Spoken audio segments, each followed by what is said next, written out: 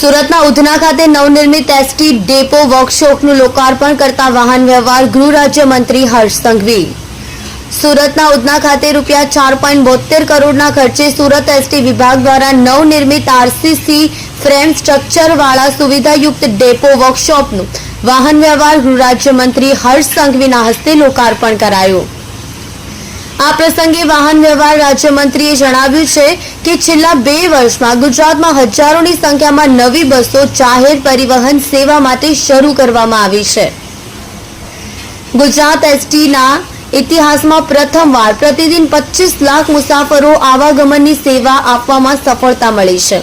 આગામી સમયમાં 30 લાખ મુસાફરો પ્રતિદિન મુસાફરી કરતા થશે તેવો આશાવાદ તેમણે વ્યક્ત કર્યો હતો। સુરતમાં નવા ડેપો વર્કશોપ સ્થાનિક બસો માટે ખૂબ ફાયદાકારક નીવડશે એમ જણાવી વધુમાં તેમણે કહ્યું હતું કે મુખ્યમંત્રીના માર્ગદર્શન હેઠળ 2 દિવસ અગાઉ નવી 20 હાઈટેક વોલ્વો બસોની શરૂઆત કરવામાં આવી છે, જેમાં સુરતને 8, રાજકોટને 8 અને વડોદરાને 4 બસો ફાળવવામાં આવી છે। આગામી સમયમાં કુલ 80 જેટલી નવી હાઈટેક વોલ્વો બસો શરૂ કરવામાં આવશે। આ બસ સેવાનો લાભ નવરાત્રી, દિવાળી જેવા તહેવારોમાં મેળવી શકાશે।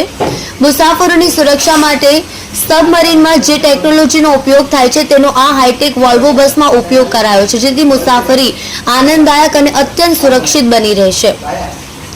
સુવિધાયુક્ત નવીન વર્કશોપમાં tyre room, mechanical, rest room, oil room, store room, water room, electric room, record room, depot manager cabin, admin office, class 1-2 rest room, dormitory અને શૌચાલય, હેન્ડીકેપ શૌચાલય જેવી સુવિધાઓ ઊભી કરાઈ છે।